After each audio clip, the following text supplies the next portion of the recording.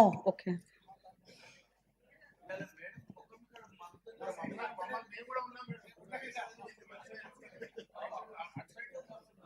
Honourable mayor, నాతో పాటు ఈ సమావేశంలో పాల్పంచుకుంటున్నటువంటి గౌరవ పార్లమెంట్ సభ్యులు, శాసన మండలి సభ్యులు, శాసనసభ్యులు, గౌరవ కార్పొరేటర్లు, ప్రింట్ ఎలక్ట్రానిక్ మీడియా మిత్రులందరికీ పేరు పేరున నమస్మాంజలు.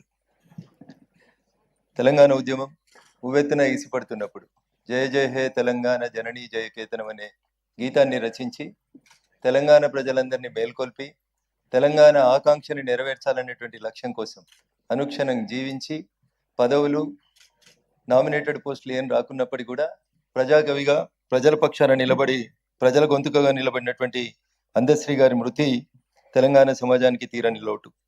వారు రచించినటువంటి జయ జయ హే తెలంగాణ జననీ జయకేతనం అనే గీతాన్ని తెలంగాణ రాష్ట్ర గీతంగా ఎందుకు పాడలేకపోతున్నాం, ఎందుకు ప్రకటించలేకపోతున్నామని నేను దుబ్బాకలో శాసనసభ్యునిగా గెలిచి శాసనసభలో అడుగుపెట్టిన మొదటి రోజు శాసనసభలో మాట్లాడినటువంటి అంశం రాష్ట్ర ప్రజలందరూ కూడా గుర్తుండే ఉంటుంది. అందశ్రీ గారు కూడా చనిపోయే కంటే ముందు కొన్ని టీవీ ఛానల్లో మాట్లాడుతూ చెప్పినారు. చివరికి ఇప్పుడున్నటువంటి ప్రభుత్వం ఆ గీతాన్ని తెలంగాణ రాష్ట్ర గీతంగా ప్రకటించింది.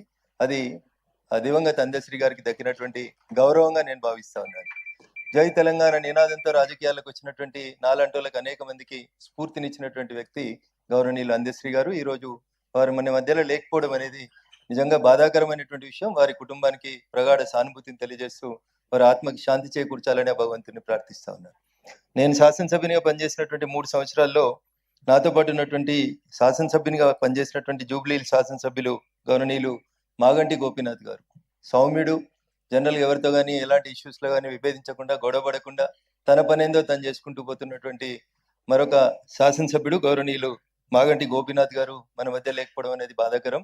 వారి ఆత్మకి శాంతి చేకూరాలని సందర్భంగా కోరుకుంటూ, అదేవిధంగా ముజఫర్ హుస్సేన్ గారు కౌన్సిల్ మొదటి సమావేశం తర్వాత మరణించినటువంటి సోదరుడు కార్పొరేటర్ ముజఫర్ హుస్సేన్ గారికి, ఢిల్లీలో బాంబ్ బ్లాస్ట్ లో చనిపోయినటువంటి ప్రజలకి, సౌదీ పోయి బస్సు ప్రమాదంలో మరణించినటువంటి హైదరాబాద్ ప్రజలకి, అదే రకంగా ఇతర మిత్రులందరికీ, దాంతోపాటు చెవెలలో జరిగినటువంటి రోడ్డు ప్రమాదంలో మృతి చెందినటువంటి వాళ్ళకి, చివరిగా జిహెచ్ఎంసీ పనితీరుని నేను మొదటిసారి విమర్శించడం నాకు నచ్చట్లేదు. బట్ నాలాలో పడి కొట్టుకుపోయి ఇప్పటికీ శవం దొరకనటువంటి ఆనంద్ కూడా మన జిహెచ్ఎంసీ ద్వారా సంతాపం తెలియజేస్తే బాగుంటుందని తెలియజేస్తూ ఈ అవకాశం ఇచ్చినటువంటి మేయర్ గారికి, వివిధ పార్టీల పెద్దలందరికీ కూడా నేను మరొకసారి నమస్సుమాంజలు తెలియజేస్తూ దివంగత నాయకులందరి ఆత్మకి శాంతి చేకూరాలని, వారి కుటుంబ సభ్యులకి మనమందరం కూడా అండగా నిలబడాలని తెలియజేస్తూ సెలవు తీసుకుంటా ఉన్నాను. జై హింద్, జై భారత్.